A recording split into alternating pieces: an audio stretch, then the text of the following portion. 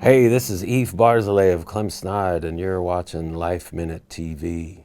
Did you know these were Roger Ebert's dying words? Singer-Songwriter Eef Barzelay and his band Clem Snide have been bringing us beautiful goods for years. The indie rock star has just dropped his 10th studio album, O Smokey, and oh, is it good. He stopped by the Life Minute studios to tell us all about it and play a few tunes. This is a Life Minute with Eef Barzelay. Eef Barzelay in the house, woohoo! Otherwise known as Clem Snide. Yay, thanks for joining us on Life Minute. Yeah, thanks for having me. So good to have you. And you have a new album, O Smokey, your 10th album, is it? I think, yeah, I stopped counting years ago. I think it's the 10th one. Yeah. Tell us about that. Why that title, and what's it sound like to you? Yeah, I made it with this guy, Josh Kaufman, who works on a bunch of records, worked with all kinds of people. Yeah, mostly I just wanted to make a record with him. You know, I make records more. I'm kind of opportunistic. You know, if the things line up such that I can make a record, you know, then I'll finish up the songs that I have. And so yeah, we just got together. It was very casual, informal at his house. You know, over a few months, and yeah, but it came out really good. He played most of the instruments. He's like a multi-instrumentalist, producer, engineer, which was wonderful. And yeah, I just kind of stumbled in and sang. You know, Just sang my parts. Yeah. But it came out really nice. Awesome. I'm proud of it. I think it's good. Yeah. You were born in Tel Aviv? Actually, I was born in Haifa. I know it says Tel Aviv on the Wikipedia. I don't know who wrote that. Okay. But same difference. Yeah, I was born in Israel. Haifa. Me and Gene Simmons. That's something that I have in common with Gene Simmons. Right. But I moved to New Jersey. My family moved there when I was really little, so I didn't. What made them come here?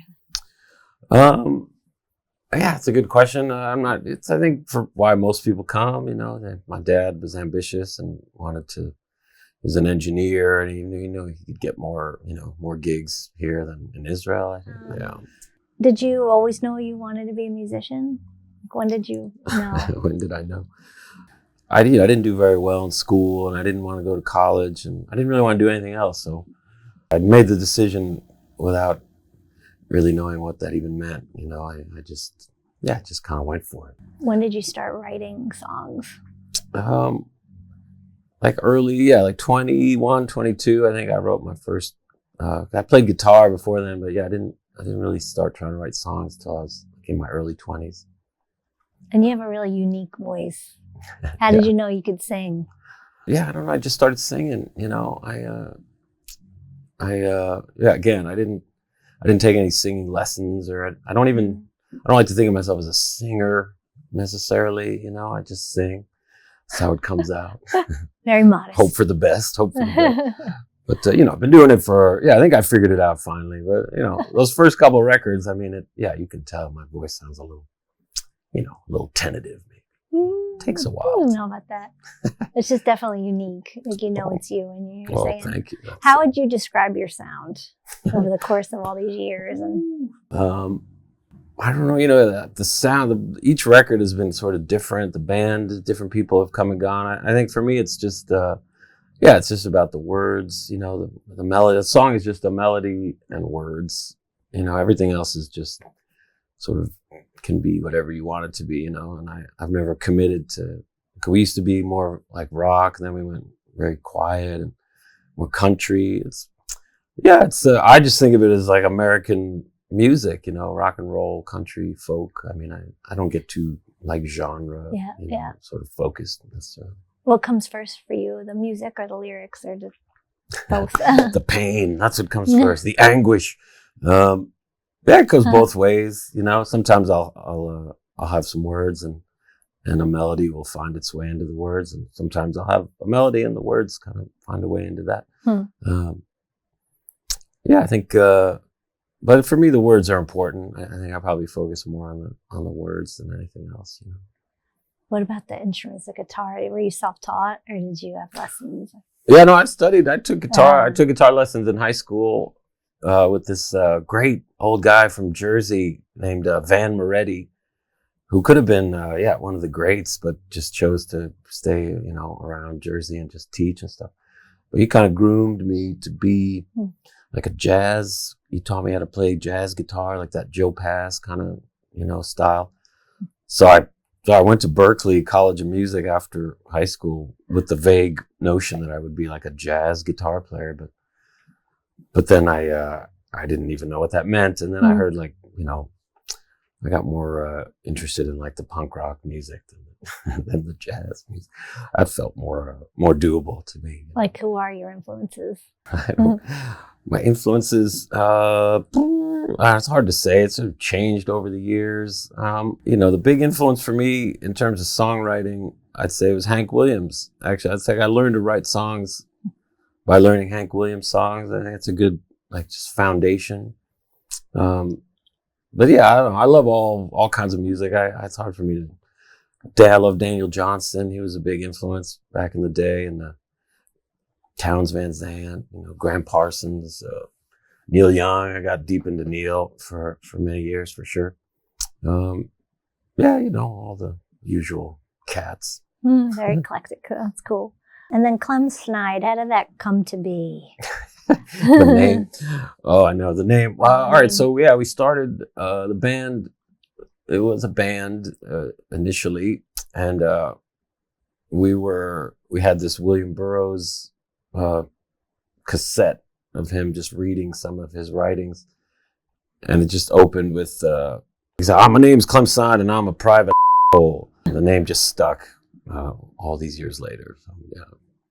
But later on, I found out that a lot of bands had gotten their names from William Burroughs, so it's not the most original way to find a name. But it works. It's cool. Brief touch with mainstream. Yeah, your songs have been on Ed, Californication, that show. What was that like when that got picked up? And I mean, I love when that stuff happens, but I have nothing to do with that. I just get an email. They're using my cover of "I'll Be Your Mirror" in The Handmaid's Tale. Again, they used it in a couple seasons back. Now they're using it again this season. Awesome. That's cool. Yeah, it keeps the lights cool. on, for sure. And you've dug deep into other artists' catalog, cover versions of their songs. Yeah. Any favorites that you have? Yeah, I do a lot of I'm doing this thing called fan chosen covers, where I just let people suggest covers, and the one I love doing, "Staying Alive." That's the Bee Gees. Bee Gees are so good. I love the Bee Gees so much. I know. God. I do that one a lot. "I'll Be Your Mirror." I do. I've been doing "I Want to Be Your Dog" by the Stooges recently. That's awesome. fun. I do a kind of a yacht rock version of it, though, if you can imagine. I can. And then now, I spend about 3 or 4 months out of the year just going from one house to the next and playing in people's living rooms and backyards. Oh my gosh. And it's great. I know I have some fans that I've known for almost 20 years. I mean, It's like old friends, and it's kind of special, in that way. I think, one of the advantages of not ever becoming too famous, just famous enough. You can go to the website, the clemsnide.de, Instagram. Send me a message, and I'll throw some dates at you. Let's make it happen. Come on. Unbelievable. It's no pay whatever you want. It's kind of a pay what you can deal. Talk about an intimate show. Oh, I've done some real intimate ones. I played for 2 people once. Just 2 people. Kidding. They sat right in front of me, just as close as you are. Oh my God. Played right, and they started talking too while I was playing. Oh. They were excited. They had to just talk about it. What does music do for people? Oh man, it definitely does something. I've had more than a few people on this tour just weeping into my shoulder for I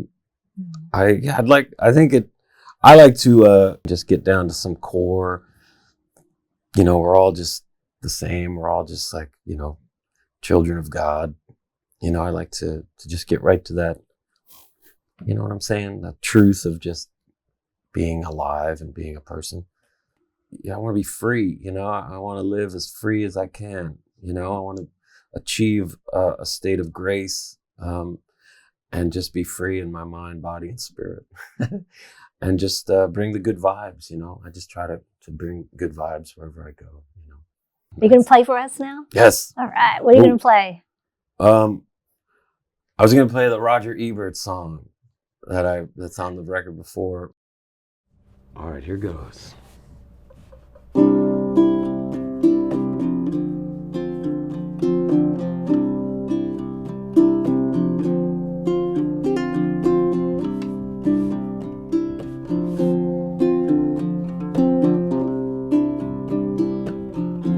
Did you know these were Roger Ebert's dying words? Did you know these were Roger Ebert's dying words? It's all an elaborate hoax. It's all an elaborate hoax. And he looked ever peaceful, he looked ever young, accepting his moment that soon would be done. He wrote in a note that he passed to his wife as he felt himself shedding the skin of this life. Said, there is a vastness that can't be contained or described as a thought in the flesh of our brain. It's everything, everywhere, future and past, dissolving together in an eternal flash.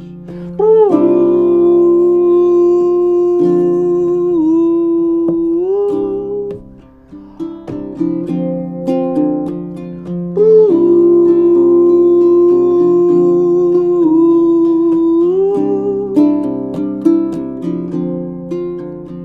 With no words to say that he loved her so much, his hand seemed to pass through whatever it touched, and the credits that rolled listed all of God's names as images floated away from their frames.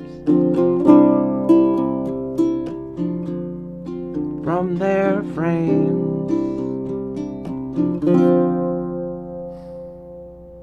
Did you know these were Roger Ebert's dying words? Did you know these were Roger Ebert's dying words? It's all an elaborate hoax. It's all an elaborate hoax. It's all an elaborate hoax. It's all an elaborate hoax.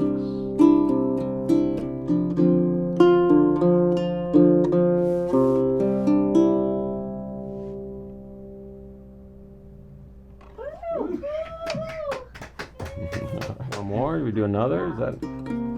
I can do one off the new record. I can only play like 3 songs with this ukulele. This is one of the 2. All right, here we'll do this one. Yeah, it's called "At Your Command," and it's on the O Smokey record. It's like a prayer, sort of non-denominational. God, won't you meet me half the way?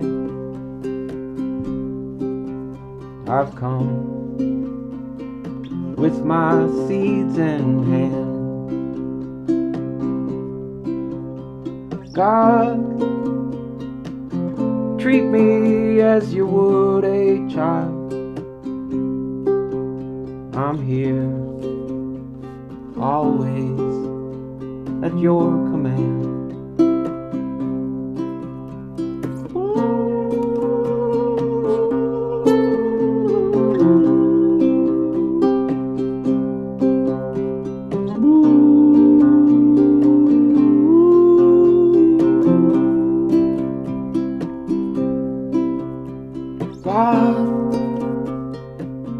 make me bend towards your light.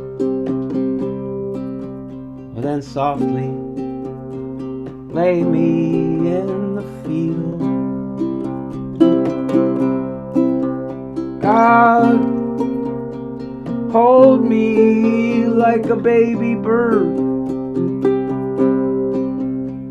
naked before everything what's real.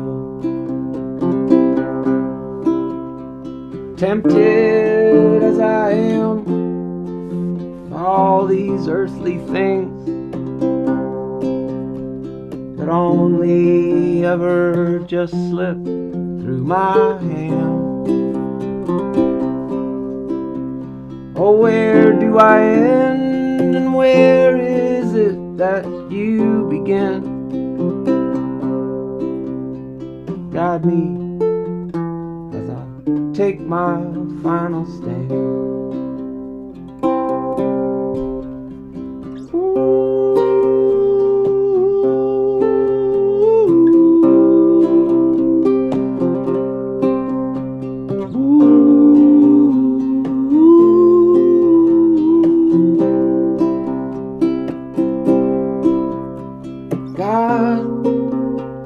Hiding in the uncut grass,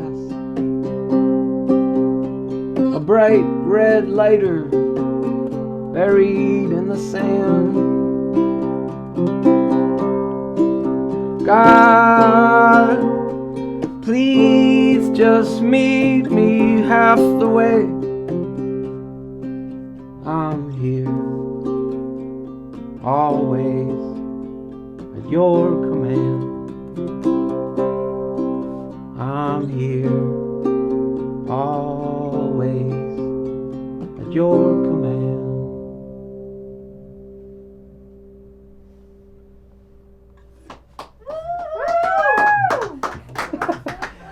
All right. Play the third one. All right, I'm gonna do. This is also on the new record. Well, this is one that it's one of those songs I wrote for. I started doing this thing during COVID when I was, all the tours got canceled, so I was kind of trapped in the basement, and I invited people to tell me, talk to me, give me something, tell me your life story, give me something good, and I'll try and make a song for you out of it. And one guy that reached out to me immediately was real excited about the whole project, a guy named Dan, and Dan's story basically was that he had about 4 months left to live. He was terminal, and I'd stopped all the treatments and sold everything. Was living in an RV in the deserts of Utah, and we had a conversation. I did it through the computer for this it's kind of turned into a podcast basically. But anyway, so Dan knew when he was going to die, and was really just living, without a care in the world. And it was really kind of wonderful to talk to him. He was really so full of joy, and this freedom, and he was finishing his novel. He was writing songs, and also getting wasted every night. He liked to party, so now it was like a no holds barred kind of big going out in a blaze of glory kind of a situation. And anyway, so I wrote him a song a couple weeks after we talked, and I sent him the song, and he wrote me back. So I was so excited to hear it, but he had promised his friend they would listen to it together. So the plan was to go back to San Diego for the weekend and hang out with the friend, and also planning to take a lot of mushrooms that weekend. That was another part of his plan. So he's going to trip hard and listen to the song, and anyway, we're going to talk again after that. But the weekend came and went, and I didn't hear back from him. And then another week went by, and still wrote him, "Hey Dan, what's up, buddy?" And I just never heard back from him. So I don't even know if he heard the song. So I like to play it whenever I can. Maybe he's somewhere listening. So it's called Angel Canyon, song for Dan, and it goes like this. Well, at least there is bourbon, at least there is weed, and even mushrooms if you need, and tiny little empty eyes kindly staring back at you. Angel Canyon at night has the darkest of skies. It's quieter than death. Seemed as good a place as any for drawing your last breath. 'Cause you can't run, you can't hide when it's your own body's time to die. As you well know, it's painfully clear.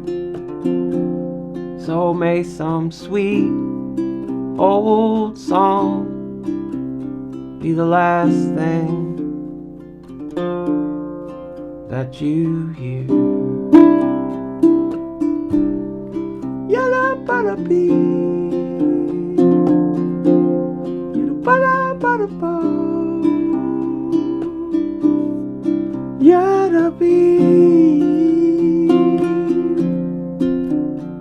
And Dan, well, there are some who have died and come back with many a crazy tale to tell. It's hard to know just what to make of all that.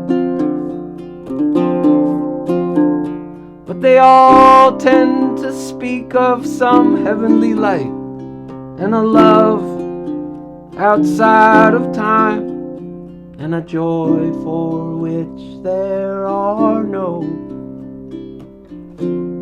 earthly words. 'Cause you can't run and you can't hide when it's your own body's time to die.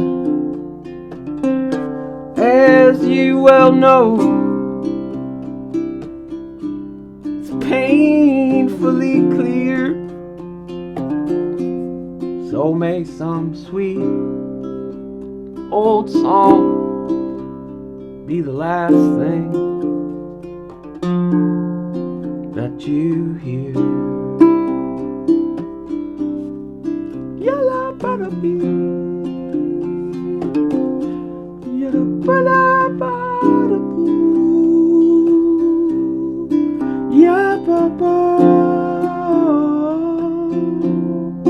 You can't run, you can't hide when it's your own body's time to die. As you well know, it's painfully clear. So may some sweet old song be the last thing that you hear. To see more of this interview, visit our website, lifeminute.tv. And don't forget to subscribe to our podcast, Life Minute TV.